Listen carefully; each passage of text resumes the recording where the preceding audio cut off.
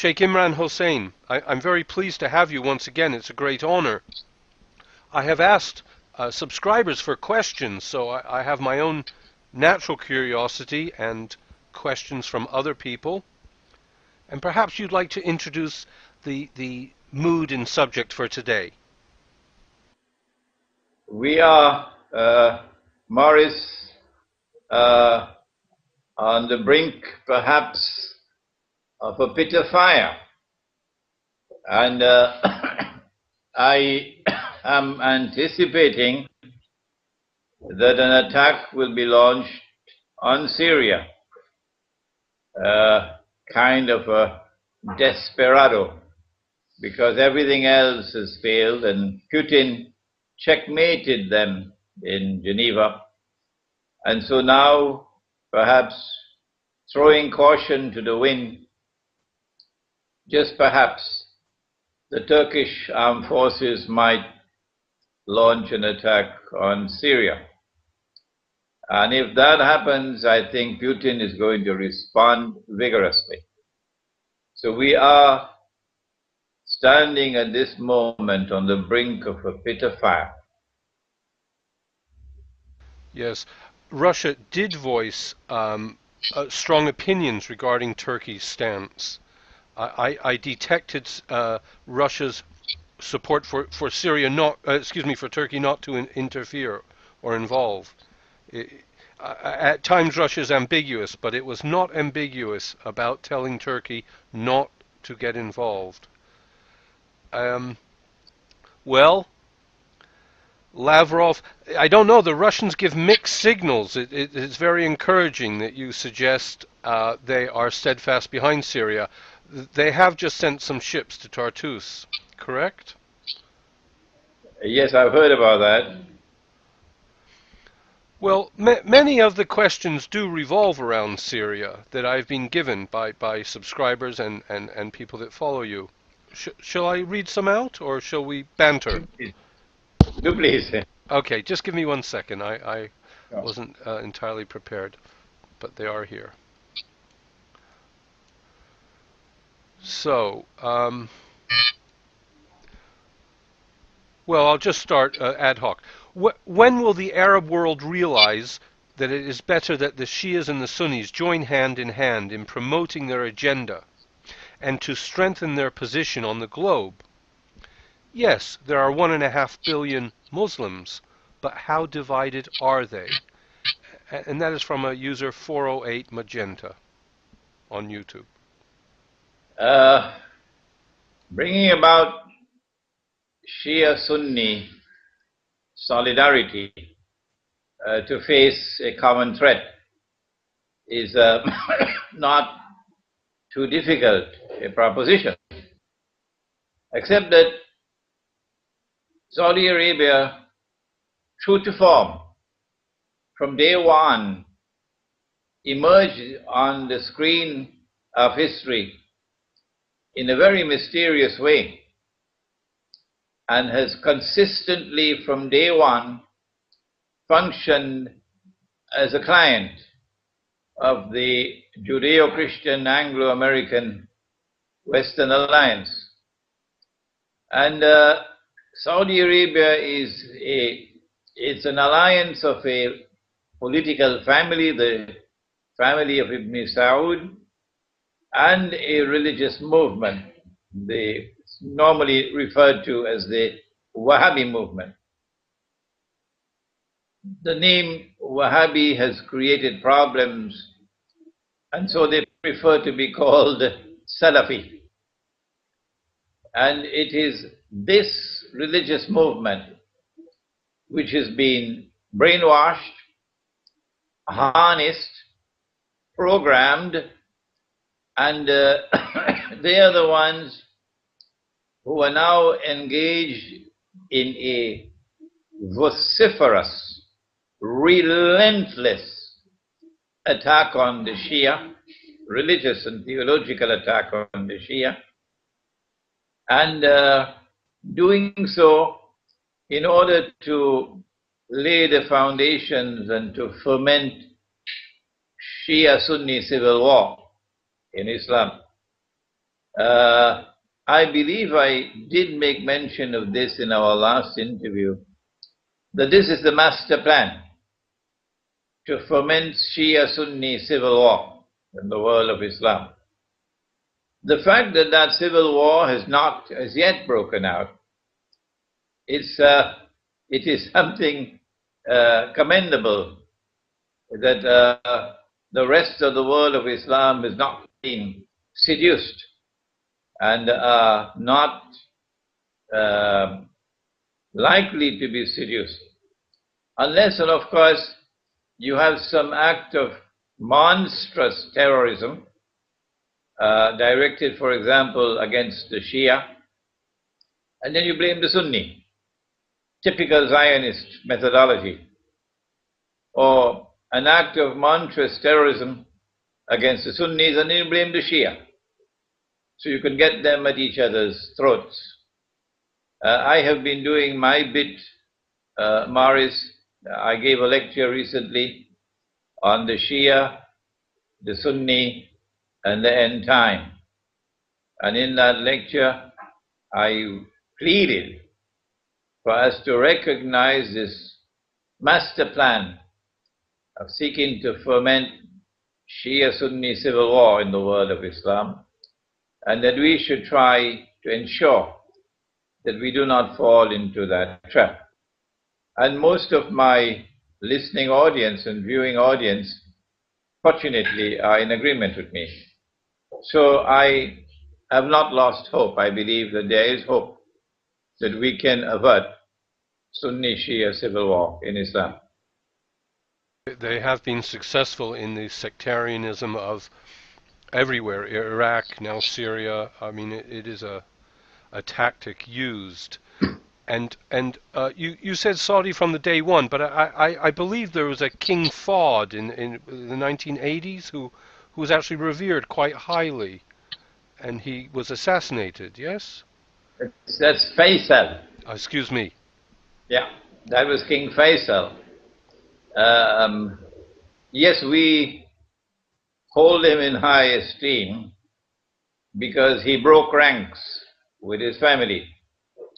When Israel attacked in 1967, the surprise attack that took the Egyptian Air Force on the ground and destroyed it,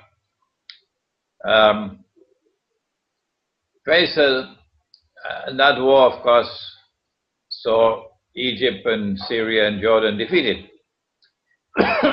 Faisal quickly mended fences with Jamal Abdel Nasser. Remember they had a war, a proxy war in Yemen. Saudi Arabia was supporting one side of the war, and Egypt was supporting the other side. But Faisal moves quickly to mend fences with Nasser, and then to prepare the Arabs for the war of 1973. And in 1973, he was hoping, this was his prayer, that I want to pray in a free Jerusalem, because Israel took East Jerusalem in 1967. So this was a change on the part of the Saudi leadership when Faisal was able to mend fences and build a common bloc. And then in 1973, he went more than that. In 1973, he imposed the oil embargo on the United States. But Kissinger outwitted him. The price of oil rose about 400% as a consequence of that war. The US dollar fell in value by 400% within 1 week, in consequence of that war and the imposition of an oil embargo. But Faisal then went on to forge an alliance with Zulfikar Ali Bhutto in Pakistan. And they then, both of them, achieved the significant success of hosting and organizing the Lahore Islamic Summit Conference in February 1974, and that was a threat that the world of Islam was coming together as a united body. And the Western world and India didn't like that one bit. So the conference took place in February 1974, and India responded 2 months later. Indira Gandhi ordered the first nuclear explosion, and India joined the nuclear club 2 months later to send a message to the world of Islam that we're not going to tolerate your coming together as a united body in the Lahore Islamic Summit Conference. They then responded to that conference in typical Zionist fashion in plotting the assassination of Faisal the next year in August 1975. And as soon as Faisal was assassinated, the Saudi family turned U-turn and returned to the Western camp and has remained there since then as a client state. 2 years later, Zulfikar Ali Bhutto was also overthrown in Pakistan. And so these two major figures who had successfully organized the world of Islam in 1974 in that historic Lahore Islamic Conference were both removed. It is because of this that Faisal has continued to be recognized as someone different from the rest of the Saudi leaders. And we always pray for mercy on his soul. And I've heard you give a lecture on the fact that OPEC was formed with the condition that oil would be traded in dollars. And this, I think, is how you mean he was outwitted. He was outwitted, yes. He was outwitted. Kissinger was brilliant, diabolically brilliant, in that he was able to successfully persuade and convince Faisal that the price of oil is going to go up and up and up and up, and you're going to be getting more and more wealthy beyond your wildest dreams. All that you have to do is to peg the sale of oil to the US dollar. This, of course, is in conflict with the law of Islam. But OPEC was formed as a cartel, and that was also in conflict with the law of Islam. And to violate the free and fair market by insisting that you cannot buy oil other than with US dollars, the bogus and fraudulent US dollar was a great coup on the part of Kissinger, because the US dollar, after 1971, September 71, when Kissinger took it off the gold standard part of Bretton Woods, the US dollar was in a vulnerable position. And as a consequence of this skillful work on the part of Kissinger in getting the Arabs to agree, through Faisal, to sell oil for to sell oil for the US dollar. And that was the birth of something came to be known as the petrodollar. And that petrodollar kept the US flying high for the next 30, 40 years. Yes. Flying high in B-52s. I have more questions here. Does the Sheikh think the crisis in Syria has caused the foretold split between Gog and Magog? Anonymous question.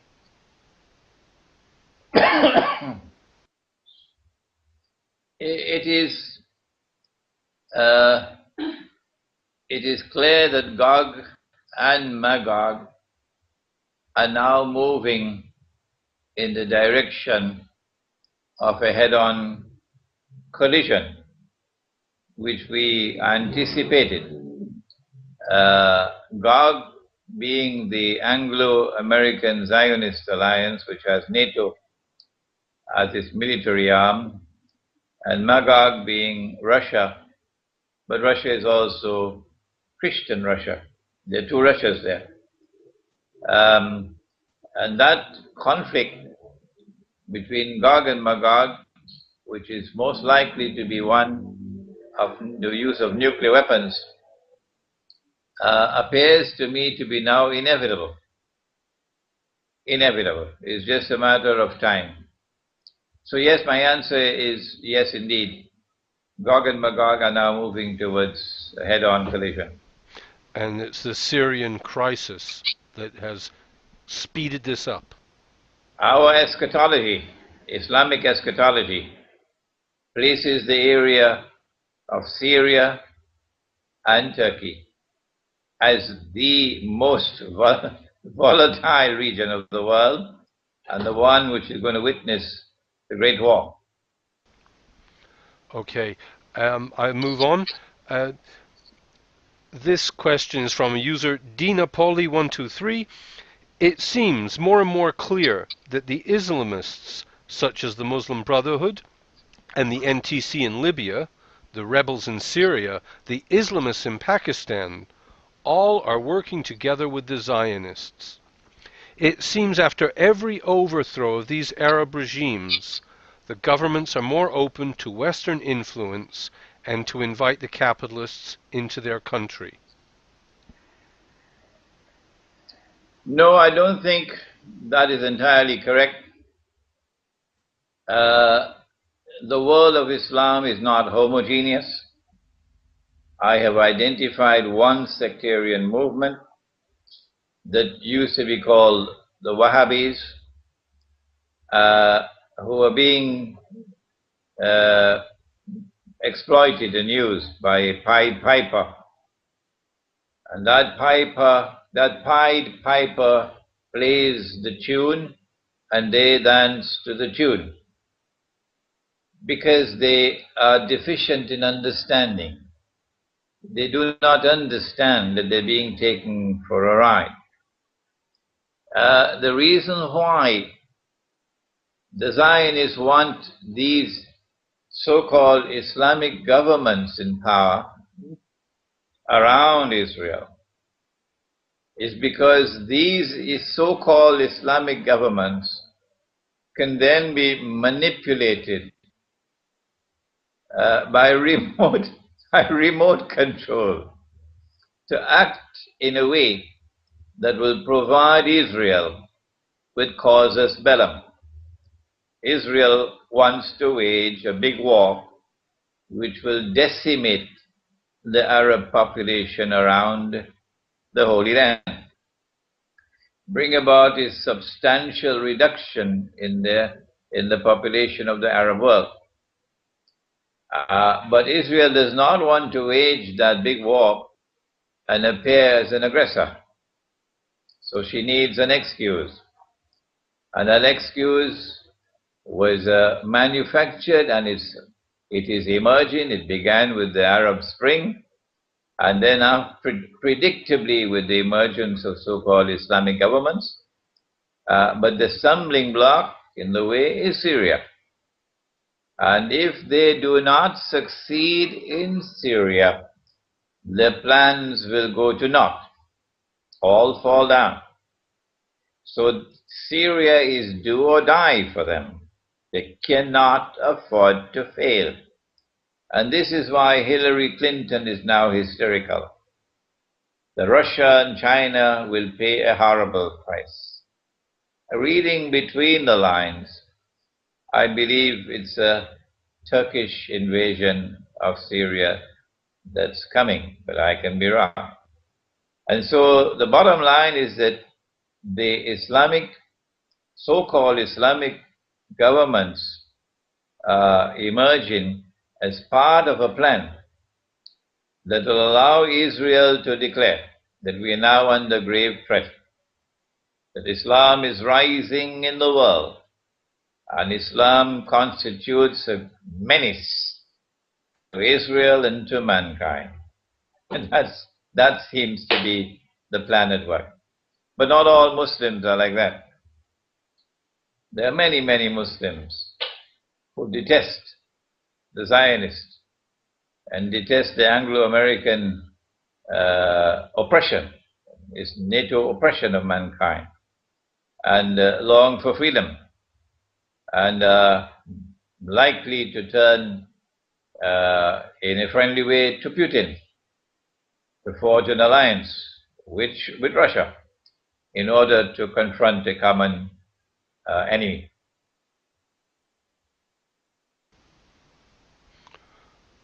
I will continue with the questions, dear Sheikh.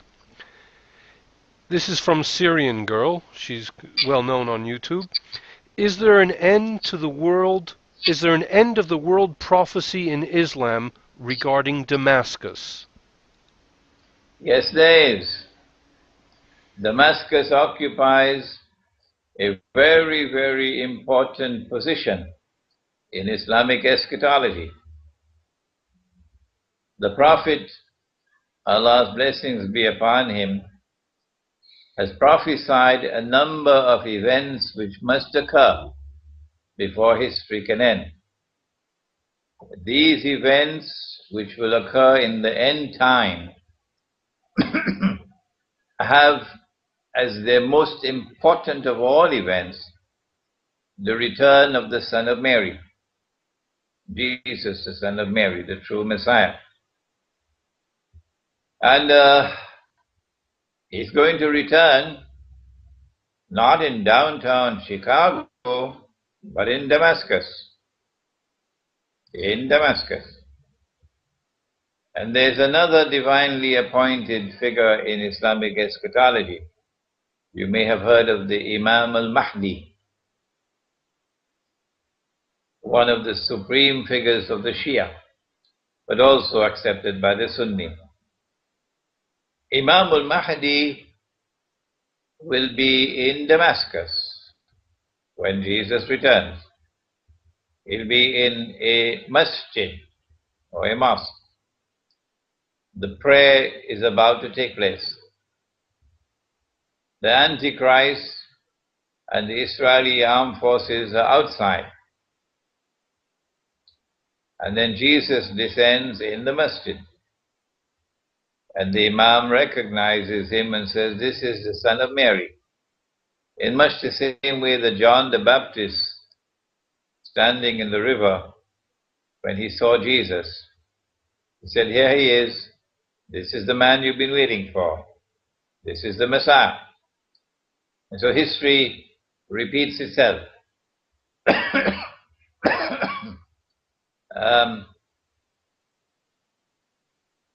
The Prophet said, Allah's blessings be upon him, about the Great War, otherwise known as Armageddon, but we have a different word for it. It's called the Malhama. It's going to be fought by an army which is going to come out of Medina. But Medina means city. So you have the Medina of Chicago, and you have the Medina of New York, and you have the Medina of London. But there's one city in the world which is known as Medina of the Prophet, Madinatul Nabi, which is in Saudi Arabia. So sometimes when the word Medina is used, it is confused with that Medina in Saudi Arabia. But in this particular case, it's the city. It does not identify the city. But the scholars who have studied the subject identify it as Damascus.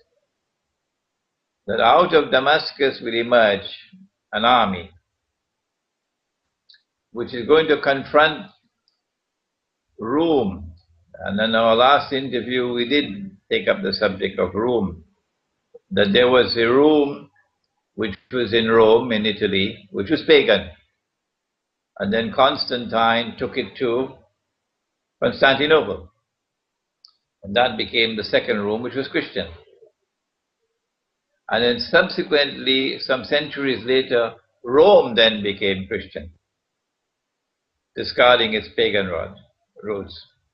And then when Constantinople was conquered in 1453, Rome then went to Moscow. So in the Quran, when the Quran was revealed, Rome was Byzantium. But prior to the Quran, Rome was in Italy, Rome. So we now have two rooms. We have one which is Eastern Christianity, Byzantium, which has Russia as its headquarters, and a man named Putin is the new emperor of Byzantium. When he visited Israel recently, he was hailed as the new emperor of Byzantium. And then we have the other room, which was pagan, and now is Roman Catholic and Protestant, the Western one. So we have to face an enemy called Rome, which is going to land in that area between Turkey and Syria. And when the armed forces land over there, then this army is going to come out of Damascus to face them. And that's a big war, which we will win. We will defeat them. And when we defeat them, that Muslim army will then go on to conquer Constantinople. Some of the major events still awaiting to occur in history are the return of Jesus, the conquest of Constantinople, which obviously would be liberation from the control of NATO, and the defeat of a Western army in the area between Syria and Turkey. And all of these have Damascus as their central point. So Damascus does play a very central role in Islamic eschatology. Thank you for clarifying that.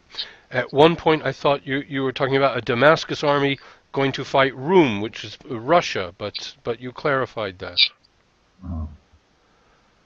So I'll move on to more questions. Well, there have been increasing rumors and signs of a Zionist attack this summer in the London Olympics and the Big Ben. What is your opinion on this matter? What advice would you give to the people living in the UK? This is from a subscriber of the YouTube channel Daring Dean, and he lists all of your videos. So he forwarded this question. No one knows, of course, with certainty where will the next terrorist attack take place. And all I can say is, yes, it is likely. We know that this is part of their modus operandi, that they perpetrate false flag terrorism and then put the blame on us, so it can give them an opportunity to wage greater wars. What can we do?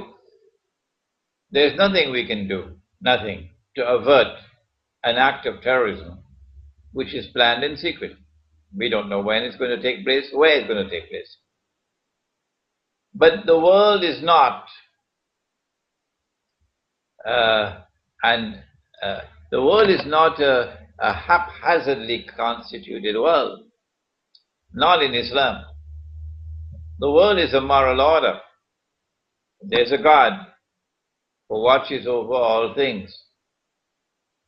And in the Quran, He has assured us that they plan their plans, and I plan my plan, and I am the best of planners. And He's given us the assurance that the historical process is one in which truth must triumph over falsehood. Anything established on the foundations of falsehood, like 9/11, there are normal lies, Morris, and then there are great lies, and then there's 9/11. Anything which is founded on falsehood, on deception, on oppression, must eventually be vanquished, and truth must triumph. Justice must triumph over injustice. And so we prepare ourselves for whatever is to come in late July in London with the assurance that no matter how great the deception, no matter how horrendous the act of terrorism may be, in the end, truth must triumph over falsehood. That's our response. Thank you. It was very reassuring. One more question from Daring Dean's channel, from subscribers of his. How do we survive the coming wars? Can remote villages in the countryside guarantee the safety of Muslims from the upcoming destruction of the nuclear clash between Gog and Magog? I think the people who are most vulnerable to be wiped out in the coming nuclear war are those resident in North America and Europe. They're likely to be wiped out. And that's because I believe the Zionists have already exploited modern Western civilization to get all that they needed to get from them. They've used them as guinea pigs to fight their wars for them. And now that Israel is poised to take over from the United States as the next ruling state in the world, it is becoming increasingly inconvenient for Israel to have this baggage on its shoulders, modern Western civilization. The modern Western man has a kind of a mysterious energy in him, intellectual energy. If you look at every single branch of knowledge, modern Western man has extended the frontiers of knowledge. If you look at the Olympic Games, modern Western man is winning all the medals. If you look at military power, modern Western man has the greatest military power in the world today. So there's some kind of a mysterious energy in modern Western man, and of course woman. And if modern Western man opens his eyes and begins to see the reality that he has been exploited and taken for a ride by the Zionists, he's being used now as a guinea pig. As Western man opens his eyes and begins to understand the reality, he is already emerging as a formidable threat, more formidable than Muslims.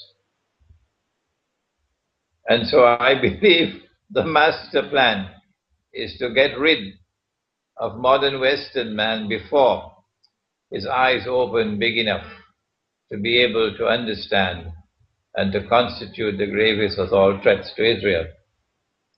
The nicest way, the easiest way, the most effective way is to try to foment a clash between the two superpowers.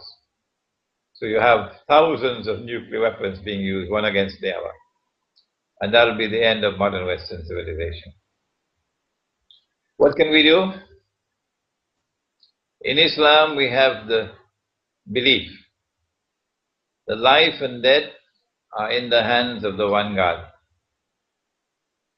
If He has ordained death, then nothing that we can do can prevent death. And if He has not ordained death, then no one can take our lives. It's called faith. And once you have that faith, you can continue your work. Regardless of what's happening in the world, you continue the struggle until the time comes for you to lay down your burden and go into the earth. But it is permissible for you to make a hijrah or migration, to try to move from a place where there is greater danger to a place where there is greater security. And the most vulnerable place in the world to be today, and for the next 20 years or so, would be in the mega cities. The mega cities. So if you want to survive, your chances are much better if you get out of London and New York and Paris and Chicago and New Delhi in Karachi, in Jakarta, and go to the countryside. The more remote the countryside, the better. And produce your own food, because food is increasingly becoming contaminated, becoming more garbage than food. And produce your own food and become self-sufficient in food and in water. And this is your best way of surviving. Words of wisdom, dear Sheikh. Let me move on. More questions. Before you move on, Yes. Yes. Are you still going to remain in London? I am going to the countryside 2 or 3 times a week. I have found an oasis. There are videos on my channel just recently on farms. I'm trying very hard to get out, and I meet people in the city that are unhappy in the city. It's not easy to move to the countryside. It takes a new mental approach as well. But before you move, find a wife, please. Don't go to the countryside alone. Oh, inshallah, I wish. I wish. You never know. When it rains, it pours. Okay, boys. Look, I just have a comment now. It's not a question. It was a comment left on a video, and it grabbed my attention regarding Syria. This is a clear-cut war for Israel. Nothing else. Syria is one army which can take care of Israel. Every American has to look into this angle. Who is benefiting? Neither Saudi or Syria nor America, only one country, Israel. It's either luck for them or it is well played by them. Yes, I think this is correct. That the Zionists are at the root of the uprising. They're the ones who planned it long years in advance. But what is missing in that analysis is that Syria is not just another country for them. This is do or die for them. They must succeed in Syria, even if they have to open all the gates of hell. And that's about to happen, I believe. Yeah, I mean, get to interview a few people, and they're very often against the Western interference in Syria. But they won't point a finger at Israel or the Zionists. They have to be kept out. You can talk about the CIA and the Americans and Hillary Clinton, that's no problem. But don't mention Israel or the Zionist plot. Okay, more questions, sir. I would like to know if he thinks Turkey has been secretly encouraging and supporting the anti-Assad terrorists from the beginning. I think this is from Coriana Green. I think she's asking, how long have the Turkish people been, or government been, facilitating the insurrection? I think that the Turkish government I prefer to give them the benefit of the doubt and to think well of them in respect of their hearts, that their hearts are not corrupted. It is that the minds are brainwashed and that they're being used and manipulated in much the same way that modern Western civilization was used and manipulated for centuries. And only now is Western man opening his eyes and beginning to understand and realize true story. So too with the Turkish government. I believe that there was a sophisticated effort of brainwashing, and that at the heart of that effort of brainwashing was a Sufi religious movement based in, which has its headquarters in the United States. They have played a very sinister role. The Mustafa Kemal group of secular Turks already have an alliance with Israel, the Turkish armed forces. And essentially they're only nominally Muslims. They only have Islam by name. But the Turkish countryside was still Muslim. And it was that Turkish countryside which was targeted by this Sufi movement and brainwashed to produce this government. And this government in turn believes, I believe, that they're doing the right thing. What they did in Libya, they are convinced that they're doing the right thing and this is morally correct. And so it's a case of brainwashing. I don't think that the Turkish government may have been part and parcel from day one, but along the way they were taken on board. It is a Zionist plot from the very beginning, but the Turkish government and the Turkish armed forces were taken on board. Sorry, not the armed forces, the government. The armed forces may have been there long before, but the government was taken on board later. We don't know, we can't say when it happened, but most certainly, the Turkish government is now comfortable with NATO and comfortable that it's doing the right thing. And this is where the danger lies, that they can be convinced that if they give the approval for an armed invasion of Syria, that they'll be doing the right thing. But they're playing a wrong game, because I believe that Putin is going to respond in a manner which will surprise them for the rest of their lives.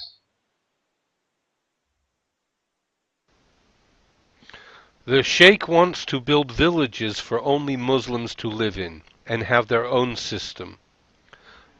The globe lived among different people. The Muslims have lived, I don't know what, I'm sorry. If somebody sees something bad taking place, he should not run and ignore it. Otherwise, he will be part of the problem. Is that a fair question that has been presented? Well, I think it's a very stupid thing to build a Muslim village with only Muslims. My language is fairly harsh. I say it's a stupid thing. I think you've answered. Stupid to build a village for only Muslims.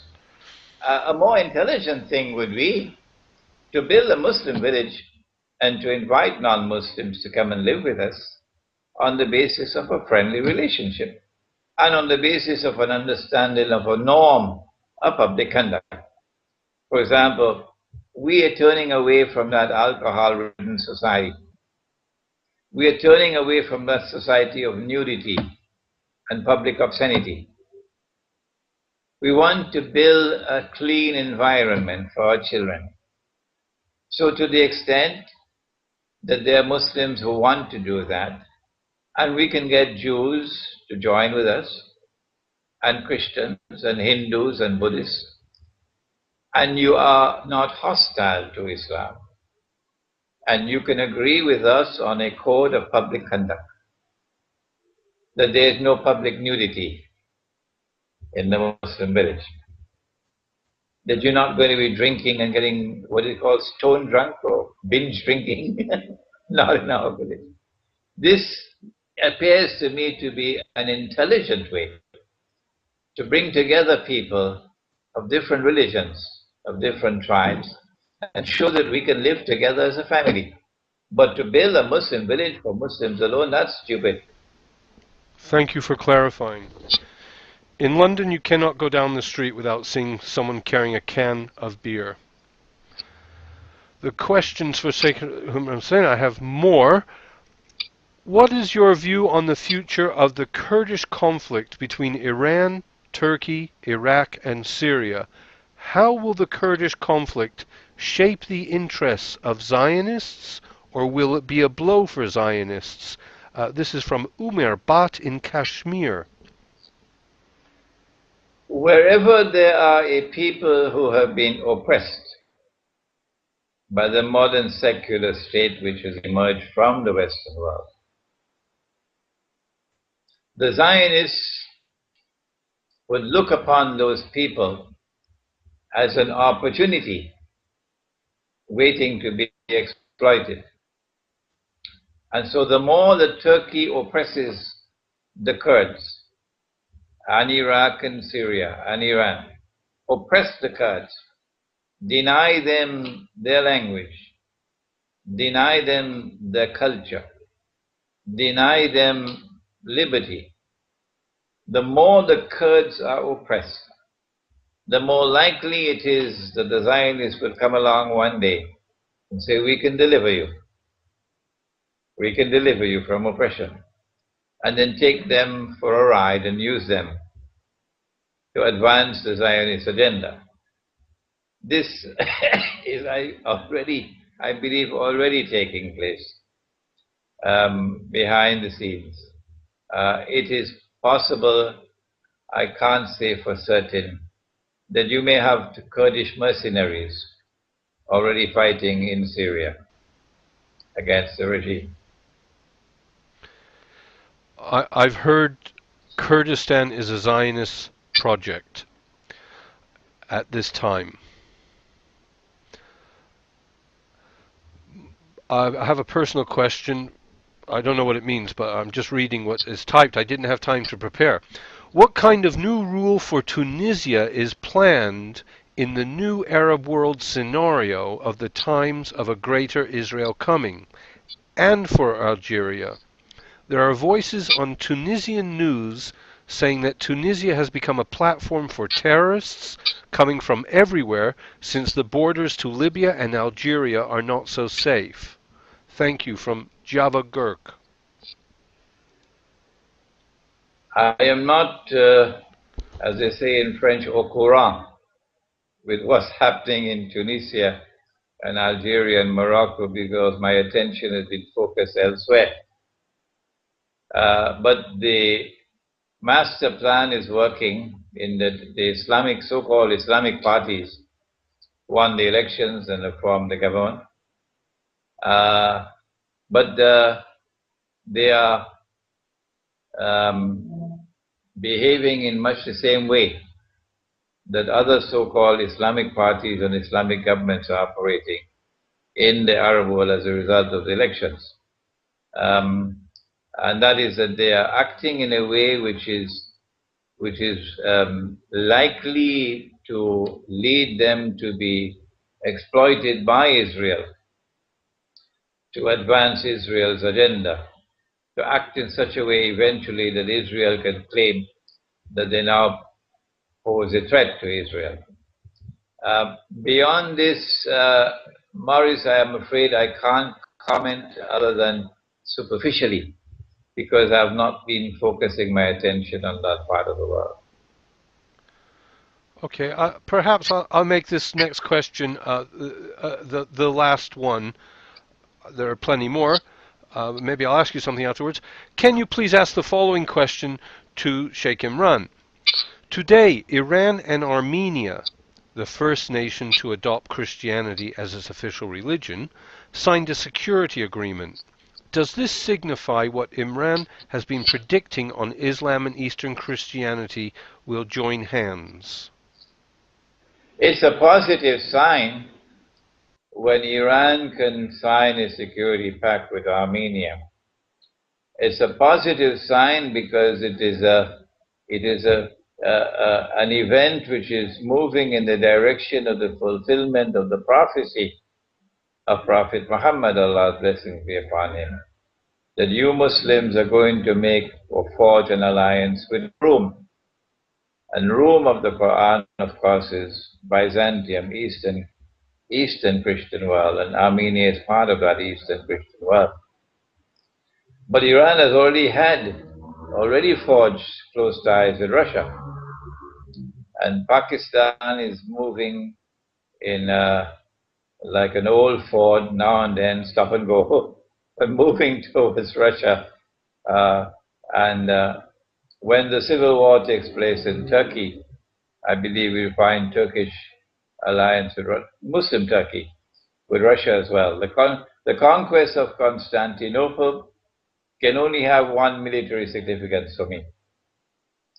A Muslim conquest of Constantinople to break the NATO grip on the city can only have one military significance, and that is that it opens up the Bosphorus for the Russian Navy to have free passage into the Mediterranean. I can't think of any other significant military implication. And so the security pact with Armenia makes sense. It makes sense, and I believe that Iran is moving in the right direction. what just happened, Pakistan, you mentioned it, and it has just opened the passage of NATO troops, it's whatever, NATO supplies again into Afghanistan.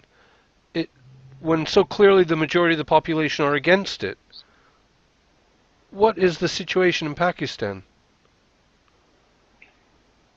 The Pakistan armed forces succeeded in extracting the price that they wanted. It's a question of US dollars. And they got the US dollars that they wanted. I think it's more in excess of 1 billion US. In excess of 1 billion US. And they're now hoping that they can ride the tide of internal resentment in the country. But time will tell. Well, Sheikh Imran Hosein, seriously, I could talk to you for a lot longer, but we have been going an hour almost, and maybe we should stop here. Otherwise, I would gladly ask you, what is the ISI doing in Afghanistan? Is it supporting the Taliban? I have many more questions. I think it's better for us to stop now because there's just this much that our listening audience can digest. Yeah. And I don't know much about the ISI, and I don't use the name Taliban at all. I only speak about the authentic Islamic resistance to oppression in Afghanistan. Yeah. Well, I can't thank you enough, and I hope we have you more regularly. You're most welcome, Maris. Most welcome. Thank you, Sheikh Imran Hosein. Thank you. Bye-bye. Bye-bye. Thank you.